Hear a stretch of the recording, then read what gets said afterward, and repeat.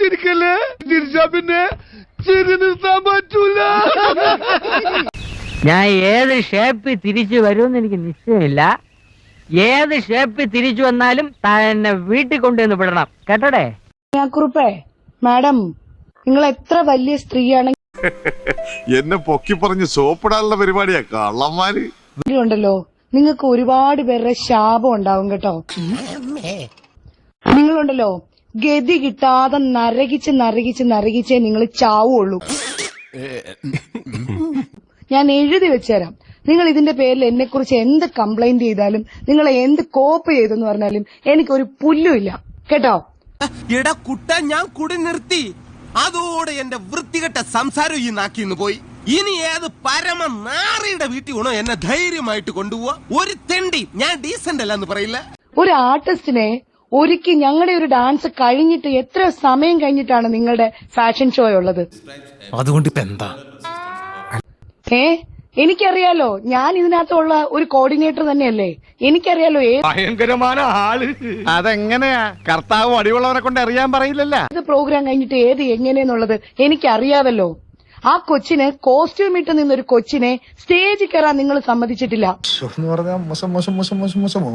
എന്നിട്ട് എന്തായി? എന്തെങ്കിലും ഒരു കാര്യത്തിൽ മാന്യമായിട്ട് സ്റ്റേജിൽ കയറാനോ, വിളക്ക് കത്തിക്കുന്നിടത്ത് നിൽക്കാനോ, എന്തെങ്കിലും ഒരു കാര്യം ചെയ്ത് ലാലേട്ടനെ ആദരിക്കുന്നിടത്ത് നിൽക്കാനോ നിങ്ങൾക്ക് സാധിച്ചിട്ടുണ്ടോ?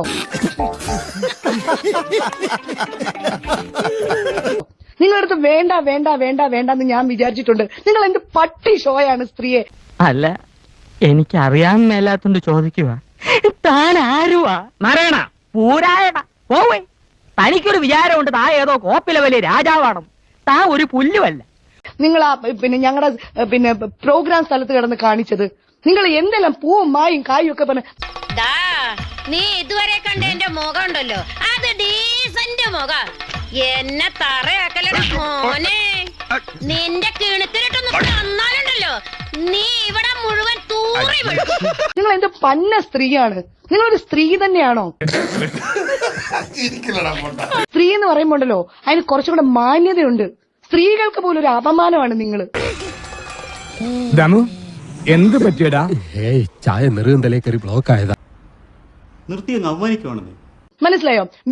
വിഷമാണ് നിങ്ങള്.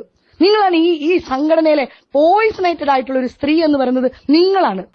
കാര്യം സത്യമാണെങ്കിലും എനിക്ക് അംഗീകരിച്ചു കൊടുക്കാൻ പറ്റുമോ? മനസ്സിലായോ? ഈ കുഞ്ഞ് പാവ കൊച്ച് പ്രോഗ്രാമിന് വേണ്ടിട്ട് അത് ഒരുങ്ങി നിന്നിട്ട് ഇത് എത്ര സമയം കഴിഞ്ഞിട്ടാണ് നിങ്ങളുടെ ഐറ്റം. നിങ്ങൾക്ക് ജലസ് കൊണ്ട് മാത്രമാണ്. ഡാൻസേഴ്സിന്റെ മുമ്പിൽ വെച്ച് നാറ്റിക്കരുത് സർ. ആ കൊച്ചിന് എന്നെ ആ വിവരം അറിയിക്കാനുള്ളൊരു സമയം പോലും നിങ്ങൾ കൊടുത്തിട്ടില്ല. ഓഹോ, അപ്പോൾ അങ്ങനെ ഒരു സംഭവം ഉണ്ടായിരുന്നല്ലേ? എന്താ മല്ലയ്യ, എന്താ ഞാൻ കേൾക്കുന്നത്? എന്താണ് നിങ്ങളെന്താ മാനത്തൊന്ന് പൊട്ടി വീണതാണോ? എന്റെ കൺമുമ്പിൽ എങ്ങനെ വന്ന് നീ പെട്ടുപോയാൽ നിന്നെ ഞാൻ തൂറി എറിയും നിന്നെ. നിങ്ങളുടെ തലയിൽ കൂടെ ആണോ ഈ അമ്മ അസോസിയേഷനിലെ 504 അംഗങ്ങളുടെയും കാര്യങ്ങൾ മുന്നോട്ട് പോകുന്നത്? നീന കുറുപ്പേ പറ, നിങ്ങൾ പറ. നിങ്ങളെ കൊണ്ട് ഞാൻ ഇതിന്റെ സമാധാനം പറയിപ്പിക്കും. മനസ്സിലായി? നിങ്ങൾ ഈശ്വര, ഇതൊക്കെ എന്റെ തലയിലാവൂലോ. അതെങ്ങനെ നിന്റെ തലയിലാവണം? പിന്നെ നീ കയറിയേക്കോ? ഞാൻ അതിന്റെ ഒരു കുറവ് മാത്രം. കരയും.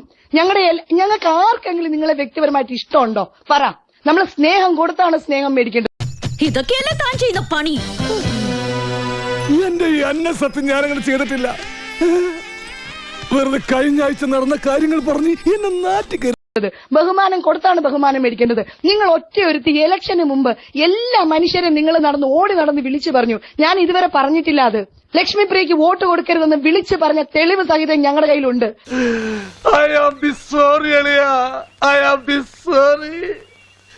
ഞാൻ അങ്ങനെയൊന്നും ചെയ്യാൻ പാടില്ലായിരുന്നു.